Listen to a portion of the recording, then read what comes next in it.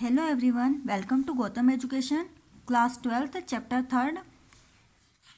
Topic है हमारा embryonic development of organism.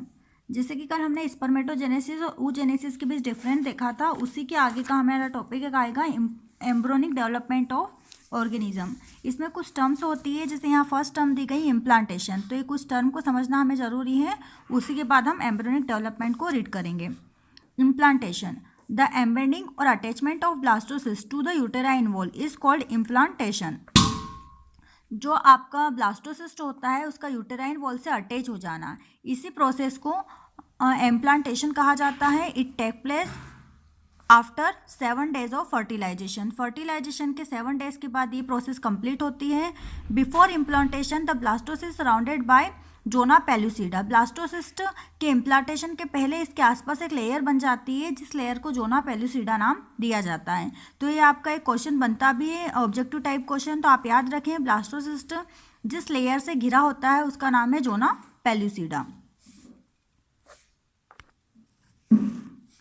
Then after implantation cystophoblastic layer of trophoblast send finger like projection called chorionic villi। यहाँ पर जब आपका implantation complete हो चुका होता है तो उसके बाद जो जितनी भी सेल्स होती है वो एक पूरा ग्रुप बनाती है, जिसको सिस्टोफोब्लास्ट कहा जाता है। ट्रोफोब्लास्ट की एक लेयर होती है, इस लेयर से कुछ फिंगर लाइक है ना, फिंगर जैसे स्ट्रक्चर निकलते हैं और उन सभी को एक साथ मिलाकर कोरियोनिक विलाई कहा जाता है। Into the uterine stroma to get nourishment, the chorionic villi and uterine tissue become integrated with each other and jointly form a structural function unit called placenta। है ना। इसके आगे क्या कहा गया है, जो कोरियोनिक विलाई होता है इसी में आगे चल के इसका डेवलपमेंट होता है और एक टिश्यू बनता है, उस टिश्यू को प्लेसेंटा कहा जाता है। ये प्लेसेंटा ही आगे चलकर जो आपका एम्ब्रियो बनेगा उसको नरिशमेंट देने का काम करता है या पोषण देने का काम करता है। तो ये भी आपका एक क्वेश्चन बनता है कि मदर के यूटेरस में जब एम्ब्रियो बनता है तो उसको न्यूट्रिशन कहाँ से मिलता है, तो उसे प्लेसेंटा से न्यूट्रिशन मिलता है। The establish a parasite relationship between embryo and uterus, और मोस्ट इंपॉर्टेंट एम्ब्रियो यूटेरस के बीच की लिंक इसको कहा जाता है। एम्ब्रियो और यूटेरस दोनों के बीच की लिंक होती है प्लेसेंटा, जो यूटेरस से लेकर एम्ब्रियो तक न्यूट्रिशन को पहुँचाने का काम करता है। Implantation causes enrichment, enlargement of cells and formation of uterine part of placenta called decidua। जो ब्लास्टोसिस्ट सेल्स बनी थी वो आगे चलकर अपना स्ट्रक्चर बढ़ाने का काम करती है, उसमें ग्रोथ होने लगता है और यूटेराइन पार्ट पर वो फॉर्म होने लगती है, और उसको हम आगे चल के इसी प्लेसेंटा के पार्ट को हम क्या नाम देते हैं, डेसीड्यूआ। तो आपको याद रखना है, ब्लास्टोसिस्ट डेवलप होकर उसका जो एक नया स्ट्रक्चर बनाती है उसे डेसीड्यूआ कहा जाता है। देन फर्टिलाइजेशन क्वेश्चन पूछा भी जाता है। डिफाइन फर्टिलाइजेशन 1 वर्ड में बोर्ड एग्जाम में, तो आप सभी याद रखें, the fusion of sperm nucleus and egg nucleus is called fertilization. Egg nucleus के साथ स्पर्म के न्यूक्लियस का ऐड हो जाना, फ्यूज हो जाना, उसे फर्टिलाइजेशन कहते हैं। Fusion of male and female gamete is called fertilization, या सिंपल वर्ड में हम ये भी कह सकते हैं, मेल और फीमेल गैमेट के फ्यूजन को फर्टिलाइजेशन कहा जाता है। In man and other higher animals, यहाँ से आप पैराग्राफ अच्छे से समझें क्योंकि आपसे question external fertilization and internal fertilization पर भी बनता है, विवीपेरस एंड ओवीपेरस पर भी बनता है। सो आप ध्यान से सुनेंगे। In man and other higher animal, it occurs within the body of female, so it is called internal fertilization। अगर हम ह्यूमन की बात करें या हायर एनिमल की, मतलब जो पूरे तरीके से डेवलप एनिमल होते हैं उनकी बात करते हैं, तो उनके अंदर जो फर्टिलाइजेशन होता है वो पूरी तरीके से कंप्लीट फीमेल बॉडी में होता है, और इसे हम इंटरनल फर्टिलाइजेशन कहते हैं, क्योंकि ये फीमेल बॉडी के इनसाइड हो रहा है, इसीलिए इसको इंटरनल फर्टिलाइजेशन कहते हैं। बट कुछ ऑर्गेनिज्म ऐसे भी होते हैं जिनमें फर्टिलाइजेशन की प्रोसेस आउटर बॉडी होती है, और इसीलिए उसको एक्सटर्नल फर्टिलाइजेशन कहा जाता है। तो आप दोनों की डेफिनेशन याद रखेंगे। एक्सटर्नल फर्टिलाइजेशन देखते हैं, while in other lower vertebrate like fish, amphibian, it occur outside the body generally in the open water and is called external fertilization। External fertilization जहाँ बॉडी के बाहर फर्टिलाइजेशन होता है, मेल फीमेल स्पर्म और ओवा को पानी में रिलीज कर देते हैं, और उसके बाद पानी के अंदर मतलब बॉडी से बाहर जब फर्टिलाइजेशन होता है तो उसको एक्सटर्नल फर्टिलाइजेशन कहते हैं। एग्जाम्पल आप याद रखेंगे, amphibian and fish. Generally animal in which internal fertilization to take place are viviparous, they give birth to young one, and animal with external fertilization are oviparous। They lay eggs. However, vertebrate like reptile and birds are oviparous, but fertilization is internal in them. Internal fertilization होता है कुछ organism के अंदर, लेकिन वो अपने young one को जन्म देते हैं, मतलब उनसे जो ऑर्गेनिज्म का डेवलपमेंट होता है वो बिल्कुल यंग वन को डेवलप करते हैं या बर्थ करते हैं। तो ऐसे एनिमल या ऑर्गेनिज्म को विविपेरस कहा जाता है। यहाँ लिखा भी है they give birth to young one, मतलब जिनसे डायरेक्टली यंग वन का जन्म होता है उनको विविपेरस कहा जाता है। Animal with external fertilization oviparous, लेकिन जिनके अंदर एक्सटर्नल फर्टिलाइजेशन की प्रोसेस होती है वो ओविपेरस होते हैं, मतलब वो पहले एग को बनाते हैं, फॉर्मेशन एग का होगा उनकी बॉडी से और उसके बाद एग से डेवलपमेंट होगा किसी भी एनिमल बॉडी का या ऑर्गेनिज्म की बॉडी का, तो उसको कहा जाता है ओविपेरस। तो जहाँ पर एग्स बनते हैं वो ओविपेरस है, डायरेक्टली अगर यंग वन का जन्म हो रहा है वो विविपेरस है। एंड आगे आपको कहा गया है however vertebrate like reptile and birds, मतलब अगर वर्टिब्रेट की भी बात करें जिसमें रेप्टाइल्स और बर्ड्स आते हैं, स्नेक और बर्ड्स, तो वो भी ओविपेरस होते हैं, but fertilization is internal in them. तो ये इनमें अगर हम किसी भी ऑर्गेनिज्म के बर्थ की बात करते हैं तो इनसे पहले एग्स बनेंगे और एग से फिर एनिमल या फिर जो आप ऑर्गेनिज्म होगा उसका डेवलपमेंट होगा, बट इसमें जो फर्टिलाइजेशन होगा वो इंटरनल टाइप का होगा। तो ये आपको सारी प्रोसेसेस याद रखनी है, external fertilization, internal fertilization, viviparous, oviparous और इन सभी के एग्जाम्पल। आई होप आपको oviparous, viviparous, external and internal fertilization clear हो चुका होगा। देन अब हम एम्ब्रियोनिक डेवलपमेंट के बारे में डिस्कस करेंगे जो हमारा मेन टॉपिक है। एम्ब्रियोनिक डेवलपमेंट जिसे हम कहते हैं एम्ब्रियोजेनेसिस, है ना, हमें रूट वर्ड पता है बायो के। जेनेसिस का मतलब होता है फॉर्मेशन और एम्ब्रियो का मतलब होता है जो भी प्री मैच्योर स्ट्रक्चर होता है एनिमल का, ह्यूमन का या प्लांट का, तो उसको हम एम्ब्रियो कहते हैं। तो यहाँ पर एम्ब्रियो के बनने की जो प्रोसेस है उस प्रोसेस को एम्ब्रियोजेनेसिस कहा जाता है और इस पूरी टर्म को हम नाम देते हैं एम्ब्रियोनिक डेवलपमेंट। इसमें आपकी 3 स्टेप्स होती है, मोरुलेशन, ब्लास्टुलेशन एंड गैस्ट्रुलेशन। तो ये जो तीनों ही आपकी प्रोसेसेस होती है, कभी कभी एग्जाम में किसी भी टर्म को इंडिविजुअली पूछ लिया जाता है और अदरवाइज अगर इसका एक डिटेल क्वेश्चन बनता है तो डायरेक्टली आपसे एम्ब्रियोनिक डेवलपमेंट पूछा जाता है।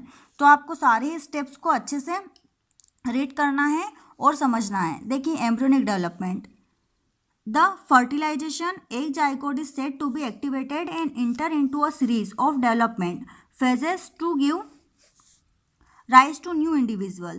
The young child or infant is formed inside the uterus. क्या कहा गया है कि जो फर्टिलाइज्ड एग होता है, मतलब जब एग फर्टिलाइज्ड हो जाता है तो उसको हम जाइगोट नाम दे देते हैं। तो यहाँ पे जाइगोट के डेवलपमेंट की जो प्रोसेस होती है वो सीक्वेंस वाइज सीरीज में कंप्लीट होती है। First step, second step, third step, मतलब एक लॉन्ग पीरियड होता है जिसमें पूरी प्रोसेस कंप्लीट होती है। द यंग वन चाइल्ड और infant is form inside the uterus. यहाँ पर जो चाइल्ड मदर के यूटेरस में बन रहा होता है उसको इन्फेंट कहा जाता है बायोलॉजिकल लैंग्वेज में। तो जो इन्फेंट होता है यूटेरस के अंदर डेवलप होता है 10 week old dividing zygote inside the uterus called embryo. और जब जाइगोट जो है वो 10 वीक कंप्लीट कर लेता है तो उसको नाम दे दिया जाता है एम्ब्रियो। तो यहाँ आपको सारी टर्म भी याद रखनी है। हम जाइगोट कह रहे हैं एक सेल को, ठीक है। अब वो जब जाइगोट कंप्लीट कर लेता है 10 वीक और 10 वीक ओल्ड जब हो जाता है तो उसको हम नाम दे देते हैं embryo. All the sequential changes taking place in zygote after fertilization to period of 10 weeks is known as embryonic development. और इसी 10 वीक के कंप्लीट होने के बाद इस पूरी प्रोसेस को हम नाम देते हैं एम्ब्रियोनिक डेवलपमेंट, क्योंकि यहाँ पर एम्ब्रियो का फॉर्मेशन हो चुका है। अब हम एम्ब्रियोनिक डेवलपमेंट की प्रोसेस पढ़ते हैं। After 10 week the embryo inside uterus called fetus. 10 week जब कंप्लीट हो जाते हैं तो जो एम्ब्रियो होता है उसको नाम दे दिया जाता है फीटस। तो आपको इसको सीक्वेंस वाइज याद रखना है। जाइगोट डेवलप हुआ, उसने एम्ब्रियो बनाया और एम्ब्रियो जब डेवलप होना स्टार्ट होता है तो उसको हमने नाम दे दिया है उसी टर्म को 10 वीक के बाद fetus. From birth to next 1 year the new born child is called infant. और वैसे हम चाइल्ड कहते हैं एक बच्चे को, बट जब हम बायो की बात करते हैं तो बायोलॉजिकल लैंग्वेज में जब एक बच्चे का जन्म हो चुका होता है तो 1 ईयर तक उसे इन्फेंट कहा जाता है। तो ये 3 टर्म आपको याद रखनी है। जाइगोट, जाइगोट से बना एम्ब्रियो, एम्ब्रियो से डेवलप हुआ फीटस एंड फीटस से डेवलप होता है infant. The new born child is called infant. तो जो नया चाइल्ड होता है जो जन्म ले चुका होता है उसको 1 ईयर तक इन्फेंट कहा जाता है। अब स्टेप्स की बात करते हैं हम, तो यहाँ आपको फर्स्ट दिखाई दे रहा होगा क्लीवेज और सेगमेंटेशन। आप सभी नाम याद रखें, हो सकता है आपको स्क्रीन विजिबल ना हो तो आप एक टर्म नोट भी कर लीजिए, मोरुलेशन एंड मोरुला स्टेज, है ना। क्लीवेज और सेगमेंटेशन को हम एक और क्या नाम देते हैं, मोरुलेशन या मोरुला स्टेज। जो हाईलाइट पॉइंट है उसे आपको अच्छे से रीड करना है। After fertilization the egg is said to be activated and now the zygote fertilized egg starts dividing by specific mitotic division called cleavage. तो जो जाइगोट का डिवीजन होना स्टार्ट होता है माइटोटिक डिवीजन के थ्रू, है ना। माइटोटिक और मियोटिक आप समझते होंगे आई थिंक, थोड़ा सा शॉर्ट में आपको बता देती हूँ। सेल का डिवीजन 2 टाइप से होता है, एक होता है माइटोटिक एंड दूसरा होता है मियोसिस। माइटोटिक डिवीजन जो होता है उसमें जब सेल डिवाइड होती है तो नंबर ऑफ क्रोमोसोम सिमिलर रहते हैं, जो पेरेंट सेल में रहेंगे वही डॉटर सेल में आगे की और ट्रांसफ़र होंगे। बट जब हम मियोसिस की बात करते हैं तो वह नंबर ऑफ क्रोमोसोम हाफ रह जाते हैं। और पेरेंट सेल में जैसे 46 क्रोमोसोम है, तो मियोसिस की प्रोसेस जब होगी तो नंबर ऑफ क्रोमोसोम आधे रह जाएंगे, तो जो डॉटर सेल बन रही है इसमें 23 क्रोमोसोम ही ट्रांसफ़र हो पाते हैं। तो यहाँ पर इसी प्रोसेस को हम माइटोटिक और मियोसिस कहते हैं। ये माइटोटिक डिवीज़न है, मीन्स यहाँ पर जो डिवीज़न हो रहा है वह नंबर ऑफ क्रोमोसोम सेम रहेंगे, सिमिलर रहेंगे। पेरेंट सेल में जितने क्रोमोसोम रहेंगे उतने ही डॉटर सेल में रहेंगे। तो यहाँ पर माइटोटिक डिवीजन होता है, इसी डिवीजन को हम क्लीवेज कहते हैं। क्लीवेज का मतलब होता है सेल्स का डिवाइड होना। तो यहाँ से सेल डिवाइड होना स्टार्ट होती है in human female during its journey down to the fallopian tube. ये मोस्ट इंपॉर्टेंट क्वेश्चन आपका ऑब्जेक्टिव क्वेश्चन बनता है कि जो पूरी प्रोसेस होती है ये वाली क्लीवेज की, तो वो कहाँ होती है, तो ये होती है फेलोपियन ट्यूब में। फीमेल की फेलोपियन ट्यूब में ये कंप्लीट होती है process. To uterus zygote undergo repeated equal division. तो यहाँ पर जाइगोट कंटिन्यू डिवाइड होता रहता है, 1 से 2 सेल बनाता है, 2 से 4, 4 से 6, 6 से 8, 8 से 10 और 10 से 12, और ऐसा करते हुए ये 16 सेल के स्टेज कंप्लीट कर लेता है ना। देखिए आगे क्या दिया गया है, जो हाईलाइट पॉइंट है उसे ही आप रीड करें। It divide the zygote into 2 daughter cell called blastomere. यहाँ पर एक डिवीजन हुआ और डिवीजन के थ्रू 2 डॉटर सेल बनती है जिसको हम नाम दे रहे हैं ब्लास्टोमियर। ठीक है, क्लीवेज इसका नाम मोरुलेशन है, वैसे तो मोरुला स्टेज होती है ये। तो यहाँ पर मोरुला किसे कहा जाता है, जब 12 to 16 सेल बन जाती है तो उस सेल के पूरे स्ट्रक्चर को मोरुला कहा जाता है, और इसी स्टेप को बनने को मोरुलेशन कहा जाता है। तो यहाँ पहले एक सेल डिवाइड हुई, 2 सेल बनाई और उन 2 सेल को हमने नाम दिया blastomere. Subsequent cleavage division occur one after the other in orderly manner and when 12 to 16 cell stage is reached। ऐसे कम्प्लीटली एक स्टेप से 2, 2 से 3 ऐसे कम्प्लीटली डिवाइड होते होते और 12 to 16 सेल स्टेज पर पहुंचता है ये वाला प्रोसेस, और इट इज़ कॉल्ड मोरुला, और इस स्टेप को कहा जाता है मोरुला। तो आप याद रखें इस स्टेप के 3 नेम है, क्लीवेज और सेगमेंटेशन, मोरुलेशन और morula stage. Subsequent cleavage division 12 to 16 cell, ठीक है, इसको याद रखेंगे आप अच्छे से। 12 to 16 सेल स्टेज जो है वो मोरुलेशन है और उसी को मोरुला कह रहे हैं। The morula is a solid ball of mass at this stage. Embryo reach uterus between the 3rd and 4th day after fertilization. एक सॉलिड बॉल जैसा हिस्सा बना लेता है, एक पार्ट बना लेता है, इसी को हमने मोरुला कहा है। इस स्टेप में जो एम्ब्रियो होता है वो क्या कहा गया है, embryo reach uterus between the 3rd and 4th day after fertilization. ठीक है, एम्ब्रियो यूटेरस तक पहुंच चुका होता है, और ये कब होगा, 3rd and 4th day after fertilization. Fertilization के 3 से 4 दिन के बाद ये प्रोसेस होती है। And get attach to the uterine wall. This process is called implantation and embryo is called foetus. तो यहाँ पर यूटेराइन वॉल से ये एम्ब्रियो अटैच हो जाता है, इस प्रोसेस को इम्प्लांटेशन कहा जाता है, और यहाँ एम्ब्रियो को फीटस कहा जाता है। तो एक बार शॉर्ट में हम देख लेते हैं मोरुलेशन में क्या हुआ। जो सेल थी वो डिवाइड हुई, 2 पार्ट बनाए, ब्लास्टोमियर, उनको एक एक सेल को हमने ब्लास्टोमियर नाम दिया।